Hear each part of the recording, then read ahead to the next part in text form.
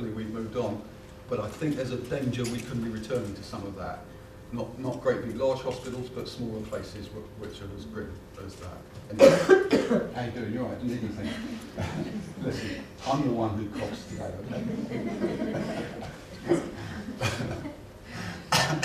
Stop. I've amused myself. It's making me cough. So, John is actually... John is actually 26 or so, he doesn't look it, does he? He rejoices, if that's the word, in a dual diagnosis of obviously Down syndrome and autism. And what's he doing in the school at age 26? We had an unofficial situation by the mid-80s. The hospital was no longer admitting children to do, and the educational authority did a deal with it, or the health authority did deal with the educational authority, because we were an educational authority school, just like any other school, but we were placed within the hospital to keep our service running as a sort of unofficial FE college. So we were basically working with young adults, some people in their late teens, 20s, 30s, and the bulk, we had people of all those descriptions, but the main body of our students were people who were very, very active adult people, many of them with diagnoses of autism, and probably 70% of the people attending were people capable of the most severely challenging behaviour. That was usually why they were in the hospital, gravitated down through the system. Quite a few of them were on sections under the Mental Health Act and detained in secure accommodation within the hospital. That was a really exciting school to work in. It was great.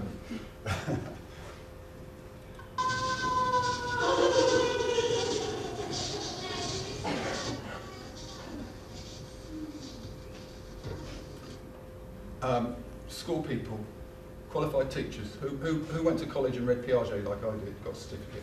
Hold your hands up. Be proud, proud, proud. Okay, forgive me, but I'm just going to be dramatically sarcastic for effect. Okay?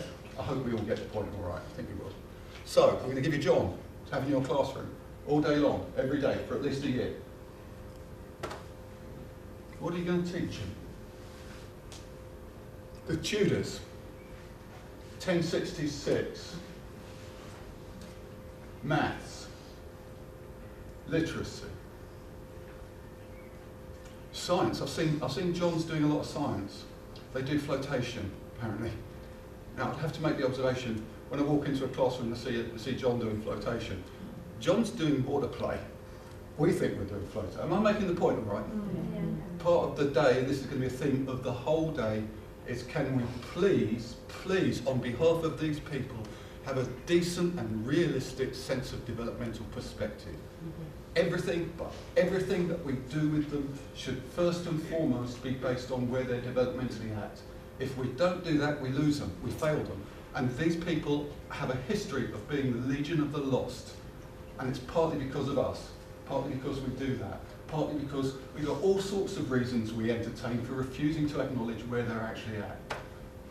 Look at John. This is his day. You've already had a really good look at his day. That's what he does all day long. Nothing much else. People, not interested. Doesn't go to people. If you try and go to him, he shrugs you off and moves away. He doesn't see and hear too well by the look of it. Seems to see effectively about that far. Hearing's difficult to gauge, but that's not going to help. And this is what he does all day. What shall we do with him? What's the priority? Speech and language therapists are going to love this bit. Easy peasy, the priority. Number one priority, communication. Number two priority, communication.